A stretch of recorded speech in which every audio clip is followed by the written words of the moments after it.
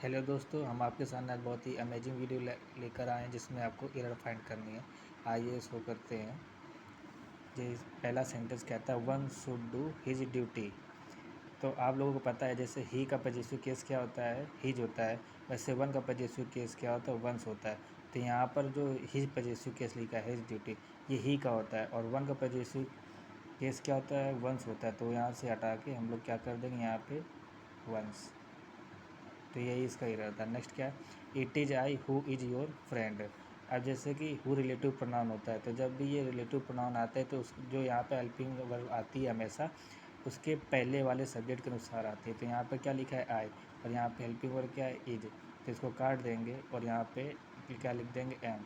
मतलब जो हु है उसके ये रिलेटिव प्रोनाउन है, इस रिलेटिव प्रोनाउन के पहले जो हेल्पिंग वर्ब जो भी पहले होगा उसी के अनुसार यहाँ पर हेल्पिंग वर्ब आ गई। अब लिखा है I prefer walking than swimming.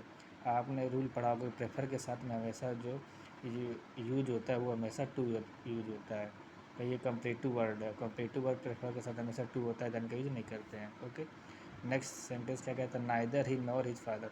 अगर आपने रूल पढ़ा होगा तो आपको याद होगा ये सब्जेक्ट फर्स्ट होता है, सब्जेक्ट सेकेंड होता है, और जब भी नाइदर नॉर आयदर और की बात होती है तो हमेशा जो हेल्पिंग वर्ब लगती है सेकेंड वाले सब्जेक्ट के अनुसार लगती है। सेकेंड वाला सब्जेक्ट हिज फादर लिखा है तो यहाँ पे ये सिंगुलर है, तो यहाँ पे आने वाली वर्ब भी कैसी रहेगी, हेल्पिंग वर्ब कैसी रहेगी, सिंगुलर। तो यहाँ पे क्या हो जाएगा, वाज। नेक्स्ट देखते हैं, you will not succeed unless you will not work harder. मैंने आपको पहले भी बताया था कि जैसे अनलेस कैसे नेगेटिव वर्ड है, अगर ये अनलेस नेगेटिव वर्ड है तो ये जिस सेंटेंस के साथ भी अटैच होगा उसके साथ हम लोग नॉट नहीं लगाएंगे। तो अनलेस का अर्थ होता है जब तक नहीं, ये खुद ही नेगेटिव वर्ड है, तो इसके साथ हम लोग नॉट नहीं लगाएंगे। नेक्स्ट सेंटेंस देखते हैं, if he will come here I shell help him. ये कंडीशनल सेंटेंस है। तो कंडीशनल सेंटेंस में जैसे कि ये लिखा है if he will come here, तो कभी भी कंडीशनल सेंटेंस में दो लगातार हम लोग फ्यूचर डिफरेंट में नहीं बनाते हैं। कंडीशनल सेंटेंस में क्या होता है, जैसे एक से बनाते तो पहला सेंटेंस प्रेजेंट डिफरेंट में, दूसरा फ्यूचर डिफरेंट बनाते हैं। तो यहाँ से विल हटा देंगे और कम की जगह क्या हो जाएगा, कम्स हो जाएगा।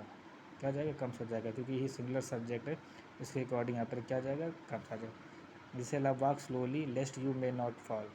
मैंने पहले बताया कि लेस्ट का अर्थ होता है कहीं ऐसा ना हो, तो ये भी नेगेटिव वर्ड है।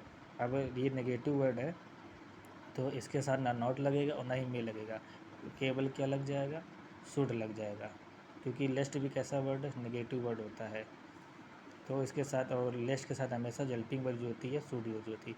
लिखा है your sister talks as if she is mad. As if का अर्थ होता है मानो। जब भी इस टाइप का सेंटेंस होगा तो इज नहीं लगाएंगे,